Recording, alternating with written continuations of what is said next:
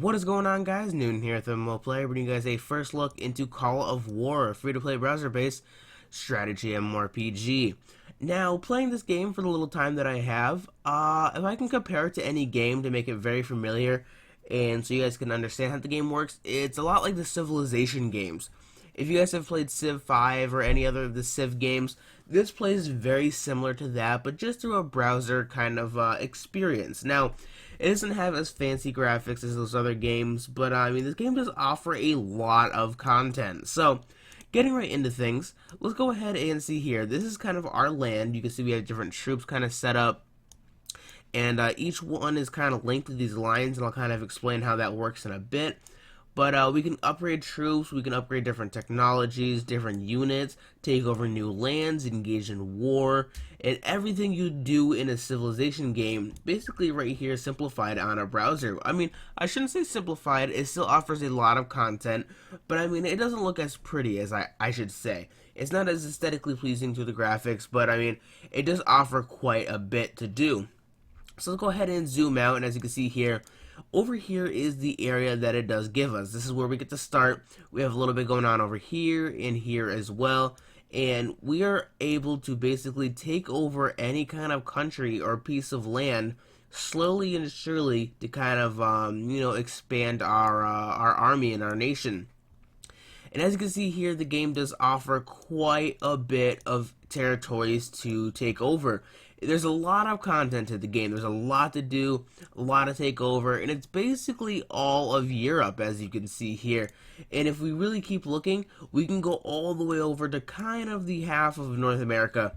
And there's a lot. There's a lot to take over. There's so much to do in this game, which is nice. It's really nice to see in a browser-based MMORPG, especially a strategy one like this, to offer just so much content, which is absolutely crazy. So let's go ahead and get right into it and kind of explain the mechanics and show you what we can do with the game. So, as you can see here, we have different troops, and if we choose to, we could start taking our troops and engaging in war or battles and other things like that. And if we don't want to, we can also start building territories. We could start upgrading our troops. So I guess first and foremost, let's go ahead and go into the research area. Now, the research area is kind of where you'll see similarities to the Civilization games. As we level up, there's kind of this progression tree and a technology advancements and other things like that, and kind of this tree we could follow to unlock a lot of new things.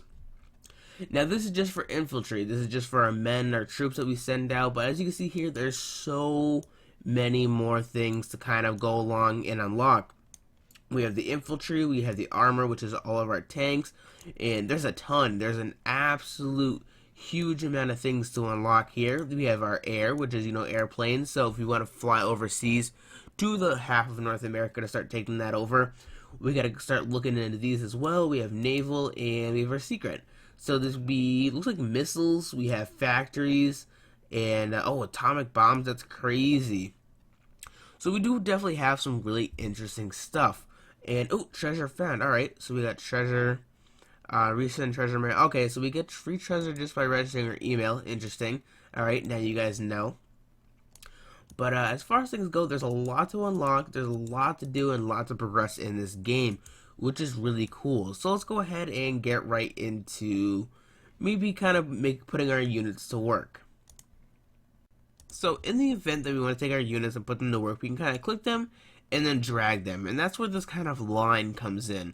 This line is kind of a preset of where each unit can go, so if they're on a dot, there's kind of different pathways and other things like that we could do and follow to kind of move them. So if we wanted to, I think we can move this guy over here, and there we go. So we can move them around, so if we have other countries or other things taking us out and battling us, we can go ahead and move them to different positions to kind of get us ready and have better defenses up. So when we do move troops, it is kind of realistic in a sense where if they're walking to this destination, as you can see, it's very far in a very large country. It's going to take them a long time to walk there. So a lot of pre-planning and a lot of strategy will go into this game while making attacks on other countries and areas. So there's a lot of strategy that comes with the game, and you got to really think things out and make sure you have the resources where you want them before you initiate an attack. And one thing I did notice is when we're dragging around and moving it, the animations for the characters stop. So that's, I guess that's kind of a problem or maybe a little bit of a bug, but it would be nice if maybe just dragging the camera around didn't mess with the interactions of the animations going on over here. So, I mean, not too big of a deal, but oh well. So, upon moving troops, we can go ahead and upgrade areas of land. So if we wanted to upgrade this area of land, we can go ahead and construct, we can produce, we can put spies, rally points, and so on. So if we wanted to, we can start constructing. Now when we start constructing, there's a lot of things to do. And what's cool about this is, just as there's a lot of technologies and skill trees to unlock, there's a lot of different things to build in this game as well. As you can see, we have barracks, we have industrial, fortifications, infrastructure, airbase, capital. We have a lot of things we can do in this game. We have infantry, we have all the other stuff we can unlock as well, so we can put these down if we need more men for attacks and invasions and so on. But for now, I think we're going to go ahead and put down a building, assuming that we have all the resources we need. And I think we're going to put a industrial complex. Let's go ahead and build that. We start a building, and as you can see here, it's going to take 1 day and 23 hours. So like I said with this game, it's going to take a lot of planning and a lot of slow progression. It does really feel like those other base building strategy MMORPGs, whereas this one takes far longer than I've seen on any other game. But if you do progress and continue on in the game, it's going to feel extremely rewarding, because just the amount of time you have to put in the game and a lot of things, or a lot of time it takes to get things accomplished and done. But if we choose to, we can go ahead and use gold to speed up the progress. And, oh, I thought I was going to finish it, but it only gave us 25%. And that's pretty expensive for gold, too. 850, we'll go ahead and show you how much I have. It started me off with 15,000 gold to kind of get started. And to drop pretty close to $1,000 right there on just to progress our industrial area 25%, I'm not too sure if it was worth it. So I guess it's kind of give or take, and along with other resources, we kind of just acquire these upon the hour. As you can see, we're slowly acquiring more and more over time, and the more areas we build and the more buildings we get constructed in our areas, the higher our resource gain will go up over time, which is kind of nice.